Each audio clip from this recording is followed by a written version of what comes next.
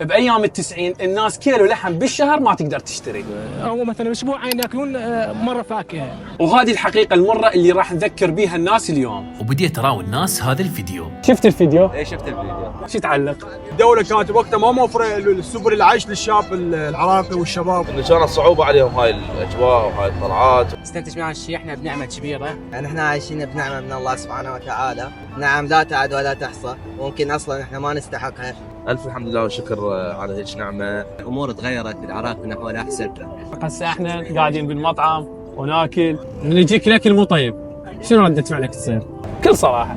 يعني ما احبه بس ما اكله، بس يعني ما اعيد نعمه رب العالمين. نغير مطعم ونغير نوع اكل موجودات اثنين. شوف الفرق، هسه انت قلت نغير مطعم، قبل احنا وين؟ احنا نتمنى ان نوصل للمطعم. العيشه صعبه، تعرف انت نظام دكتاتوري.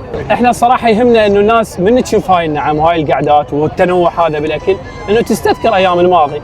الطفل هسه بده ينضج لا حلويات لا فواكه، يعني بالشهر ما يذوق له فواكه او كيلو لحم الشخص ما يقدر يشتري لان راتبه محدود. هسه خلينا نشوف طلب من الطلبات بمطعم زعفران. هذا طلب واحد من طلبات الزبائن، المبلغ مالته 122. لاحظت الفرق؟ هي هاي النعمه اللي المفروض واحد يشكرها دائما وابدا. نشوفكم في فيديو جديد من مطعم زعفران. اريد على الطوبه. ذاك الزمن شنو كانت؟ خبل ذاك الزمن. وين تخبل كان يقرعوهم اذا ما يفوزون.